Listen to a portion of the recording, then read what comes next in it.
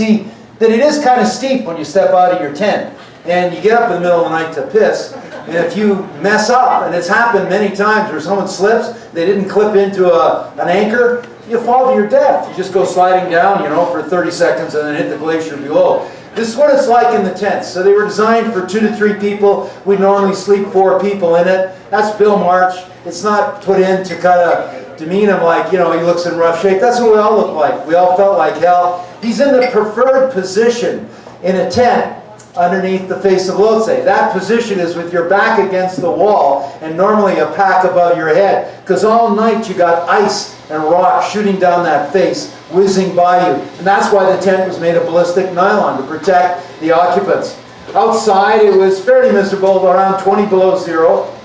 And that wasn't as intimidating as some people in different parts of Canada think, or in the States, when I talk about the trip. Because in the 1950s and early 60s, we used to have winters more like we got now. Only the cold would last longer, 20 days, and it wouldn't get warmer than 20 degrees below zero Fahrenheit. So the cold wasn't the issue, it was the altitude. And that took us to the day we were told to go up and establish high camp. Bill March pulled me aside, said, Laurie, I want you to go with Lloyd Gallagher and Dave Reed tomorrow, take 7 Sherpas and establish high camp. And then if everything is okay, the weather, I want you to make an attempt for the summit.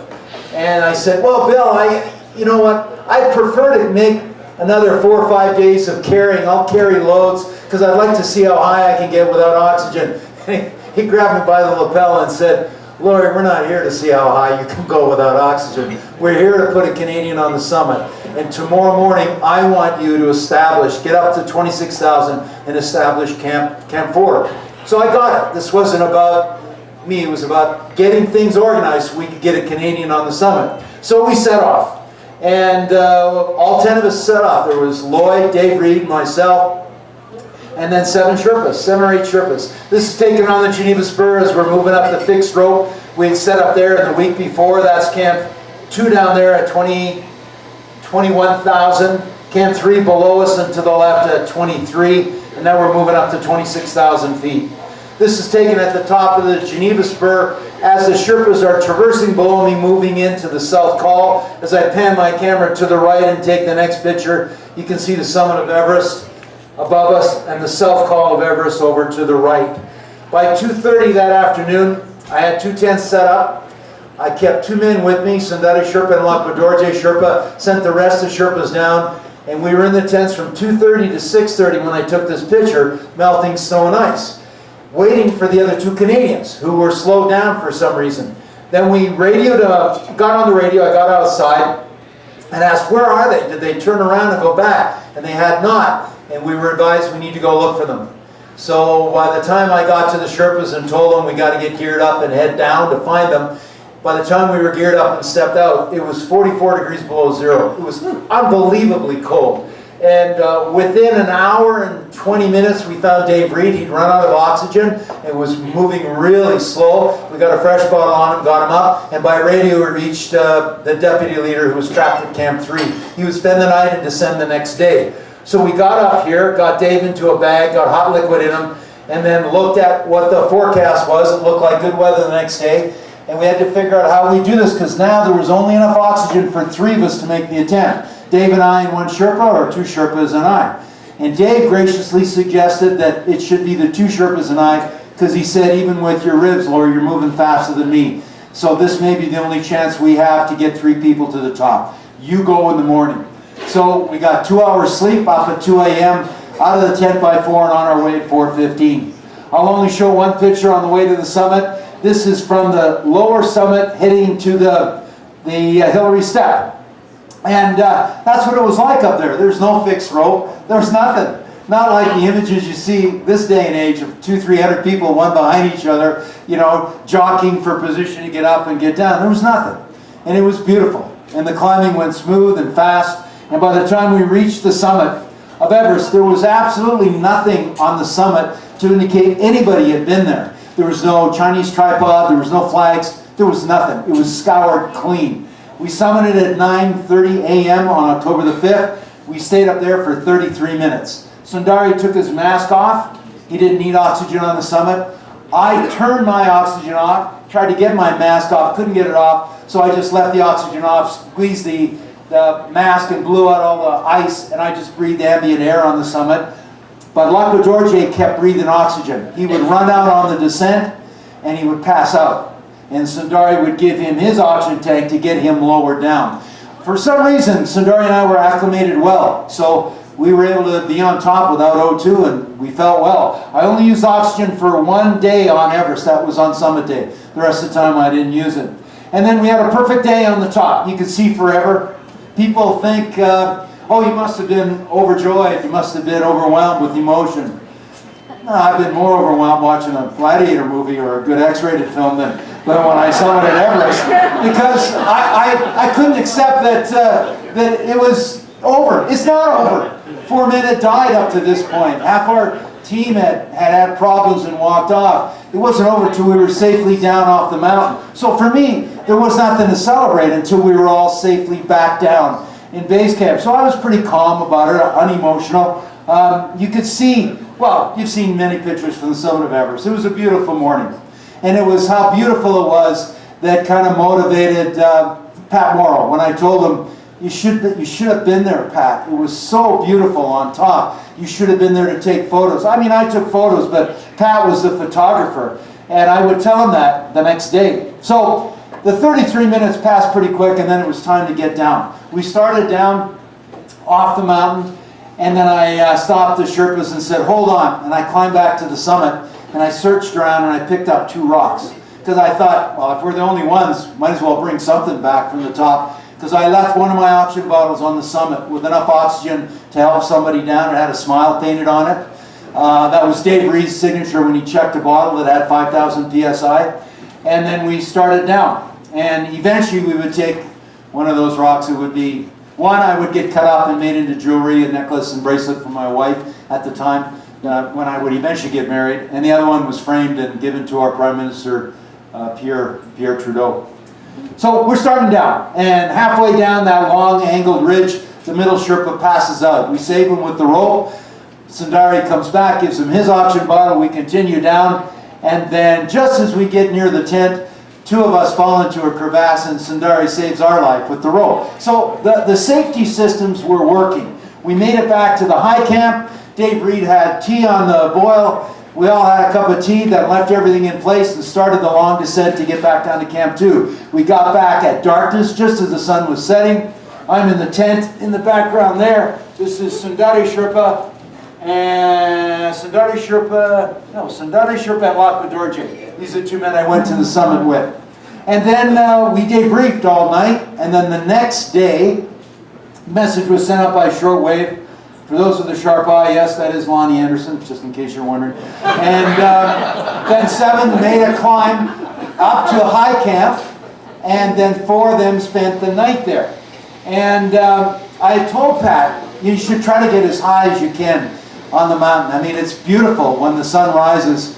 And so Pat scrounged around up there. He wasn't planning on spending the night up there, and he found an oxygen bottle that he was able to fit the constant flow regulator I gave him. It was less efficient than the dilute demand systems that would wring out 11.5 hours out of the tank. This way you only had 9.5, but it was reliable. So I gave him mine. He found a tank to put it on and decided the next day to go as high as he could, not thinking he'd make it to the top. So the next morning, Lakwadorje, Pemba Dorje, Alan Burgess, and Pat set off.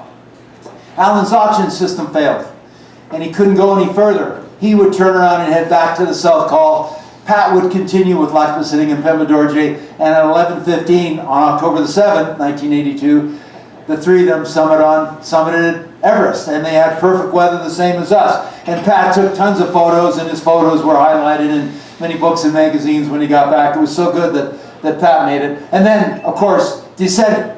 Now, I couldn't accept the fact we did it, and couldn't believe it was true until I took this picture. It's a photograph of Dave Reed, the last man, taking the last steps off the Khumbu Icefall. And when he got off there, I could finally breathe a sigh of relief. I had a lot of respect for Dave, not just because he gave me the chance to become the first Canadian by giving me the opportunity to go with the other 2 Sherpas and myself, but he was the only one who maintained his how do I say it? He was a polite man. He would brew tea and always offer others before he helped himself. When he opened his water bottle, he'd always offer it to others before he'd drink. He had a great sense of manners. He was funny. He was laughing all the time. Sad because his wife never wrote him once when he was on the expedition, and it really tore him apart. And probably too because he was the only one who had enough common sense to bury one bottle left from the 3 cases that, God, who makes the company in Seagram's, right? They give us $4,000 plus 3 cases of booze. The booze disappeared on the walk in. He buried one bottle, and then at the very end, made all of us that had gone back on the mountain to line up, and we all had to take a sip out of that bottle. And although I don't like the taste of whiskey, it remains to this day the best drink I've ever had in my life, when we could celebrate that we were off alive. After a long debriefing session, I posed for a photo with the 2 men I went to the summit with, Sundari Sherpa, Lakwadorje Sherpa, both of them 26 years of age. That was the 3rd time Sundari had made it to the summit.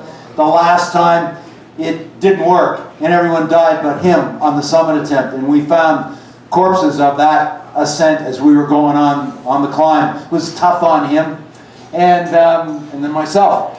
And I got to know Sundari really well. He was a good man. He would die in the years to come. He was an alcoholic, and he had self-destruction as his fatal flaw. But all the time I was with him, I never saw him drunk. In the mountains, he was one of the best natural climbers I'd ever encountered. Lakwadorje I still see, and he's doing well. He's married, a couple of kids, good businessman. He's doing really well. And then after 8 days of hiking, we were at Lukla getting ready to fly back to Kathmandu and then home to Canada. And when we get back to Canada, I get a visit from Jim Elzinga, who asked me if I wanted to go back to Everest with those that walked off. This is just 3 more slides, just going to show them really quick. And I said, yeah, I'll go back with you guys. And so he went to China and got permission from the Chinese Mountaineering Association to attempt the north face of Everest. And we had 3 years to put this together. I don't know how he got permission, but he did. And he said, we got to do a better job. It's got to be lighter, it's got to be faster, it's got to be more efficient. So we called it Everest Light. And we went with 5 tons of gear instead of 27. Funded it for $300,000 instead of $3 million. What else did we take? We took 12 people instead of 56 like we had in 1982. 2 of those 12 were women, Sharon Wood and who was our cook? Jane Fearing, who was amazing. She kept our spirits up the whole time. We attempted it without any Sherpa support whatsoever. And we got dropped off in March of 1986, 22 kilometers from the base of the mountain, because you can drive to 17,500 feet on the Chinese side. And then over the months to come, we would work our way up this mountain along the west ridge, deking into the north face of Everest, doing the Hornbein Couloir. On the right, on the red line, is what we did in 1982, and on the left was our planned ascent for the 1986 trip. It would deke off here to get into the Hornbein Couloir.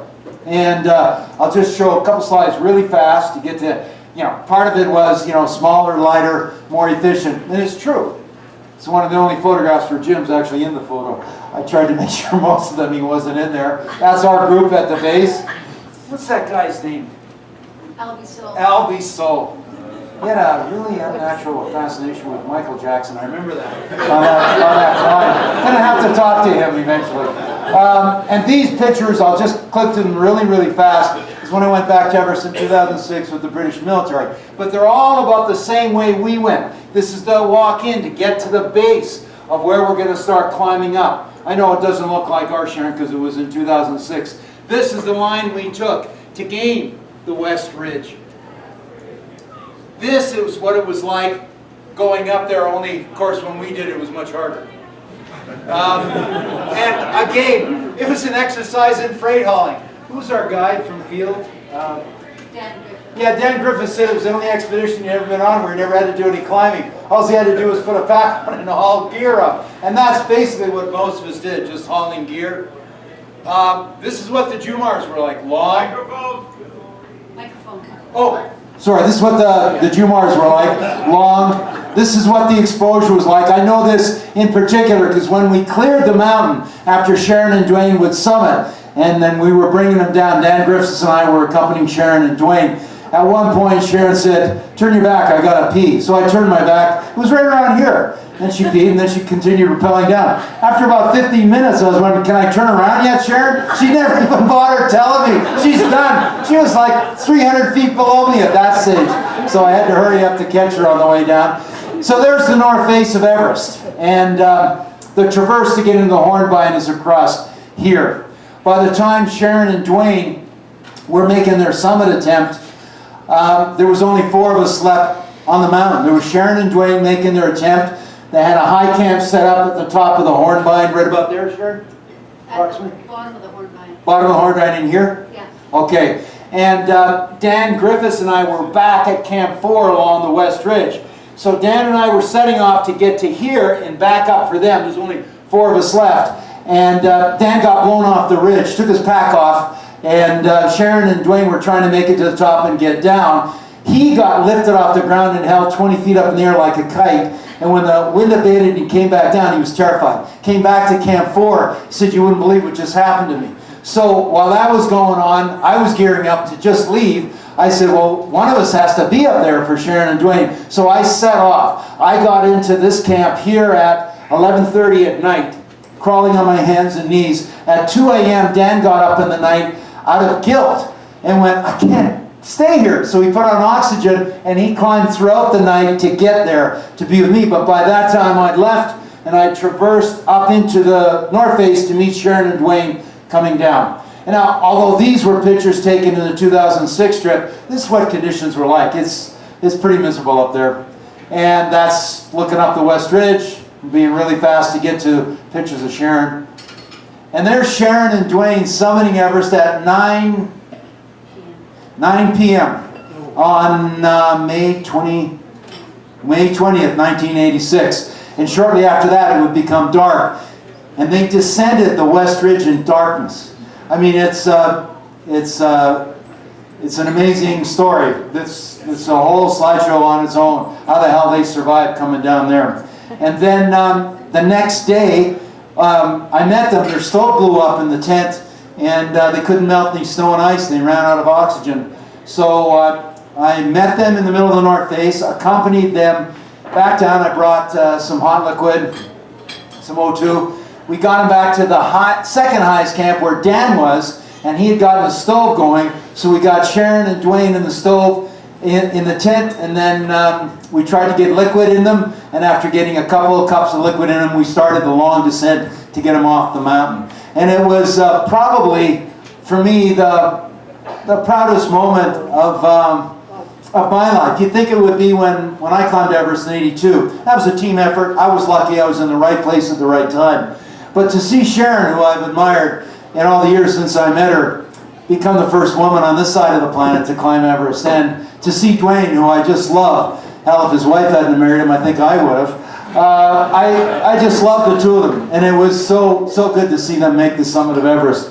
And I wanted to finish with one short little story. It's quick, and it involves Sharon. And it was when I wrote an article for a magazine. They wanted me to write something about, my experiences on Yamnuska. So I wrote a little story about my daughter when she was 5 years old, and something that had happened on Yam. And Sharon's boyfriend at the time read the story, and Sharon asked him on the way back to Canmore, "What do you think of that story?" And he said, "Well, it's a Laurie story," meaning he always adds more stuff in it than maybe is there. And the story was simple. My daughter was 5 years old. We tried to climb to the summit of Yamnuska a number of times, a couple times on the back of Chick Scott, who would carry her, and I'd carry her. But she never made it to the top yet. So this was another time when it was just her and I. Her mother was a flight attendant. She was away, so I could steal my daughter away in the mountains and do something dangerous with her. So we're setting off, camped out in the fields below Yam, and now we're going up the mountain. It's in the fall, so it's cold and everything. And partway up, we encounter a couple of people from Quebec who are lost. And they don't speak any English, and I don't speak any French, but my daughter's fluent, even at that age. So I told her to tell the women to follow you. And she goes, "What?" I go, "You know the way. Lead them up to the east shoulder." And so she spoke to them in French and then marched ahead of him, set off. And I watched these two ladies look at each other and then scramble to get behind Natasha. And then they followed her to the east shoulder. Then Natasha told them how to go along the base and then where they descend down the main ski run. So Tasha and I circumvented the east shoulder and started up the backside of Yam. And partway up the mountain, she got scared. And it was cold and it was icy, and she said, maybe we go back now, Dad. And I said, what's the matter? She said, well, I'm scared. And I said, well, sweetie, just ask the mountain for help. And she said, what do you mean? And I said, you know there's a spirit to this place. Ask it to help you. And I said, if you look, you'll see handholds all over the place, and use the branches of trees and, you know, like they're alive. And so she did. And we did that until we were about 2/3 of the way up, and she told me that that was enough for her this time. So I said, okay. So we went to the side and looked over the drop-off. I think it was right near the bowl. And, you know, it's really steep as you look there. And I let her crawl right to the side, and then I hung onto the back of her jacket while she took it all in. Relaxed, felt the mountain supporting her under her chest. And then I showed her people climbing up the slope. She couldn't quite make them out, and I pointed out where they were. And then once she spotted them, she got excited and said, oh, Daddy, just like Honey, I Shrunk the Kids. And she could see them, and she was having fun. And then eventually I took my hand off her back. She pulled back from the edge, sat up, and she was looking really reflective and said, Dad, do you have a cigarette? And I said, yeah. And she said, can I have one? And I said, sure, sweetie, but why? She says, oh, I want to make an offering. Because every time I take her, we'd make an offering to the spirit of that land, ask for permission and ask for protection. And I said, well, oh, sure, but we made an offering when we started. I think it's still in place. And she said to me, oh, no, you don't understand, Dad. I want to thank the mountain for taking my fear away. And I gave her the cigarette, of course, and I let her do her little private ceremony. And I remember thinking, I try to motivate audiences, business people, to dig a bit deeper, to realize that you gotta attack the things that you're afraid of in your life. You can't let them dominate you. I mean, you never grow into what you can be. And yet this little girl at 5 years old got it already. You ask for help in a magical environment like the mountains, and help is always there. It's always been there for me. And I wanted to finish tonight by saying that's the reason I started climbing. It's the reason I've climbed all these years. And God knows the only reason I'm still alive is because I've been really, really lucky. The mountains have been very kind to me. Very kind to me. And I continue to climb because they continue to do that. They take my fear away. They make me feel like life is here to be lived. Not hiding away from the things that are dangerous or risky in life, but embracing them. And as long as you're not stupid, you got a good chance of getting through this all in one piece. So it's on that note that I'd like to thank you for putting up for this long and challenging presentation. And by the way, I met Andrew when we were on Everest in 2006. When I was working with the British military, I bumped into Andrew as he was coming down from Advanced Base Camp and I was going up. And although I didn't know anything about him, I knew I'd get to know this guy as time would go by, and I have a lot of respect for Andrew. And I'm only here today because he said, Laurie, you're coming. You're doing this presentation. Now, is there any questions I can answer for anybody real quickly? Because Sharon said you should make sure you ask if there's anything anyone wanted to ask. Any outstanding questions? I probably talked enough, eh? Yeah, good. All right, I'm hanging around for a drink after. If anyone has any questions, they can get up then. Thank you.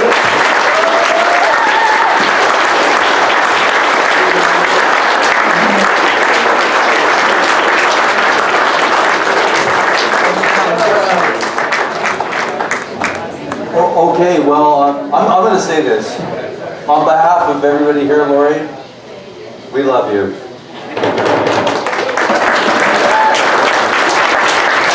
That was pretty damn cool. I had all these things planned on my head, I was going to say that. Well, wow, that's not happened before. I'm drawing a blank completely. There we go.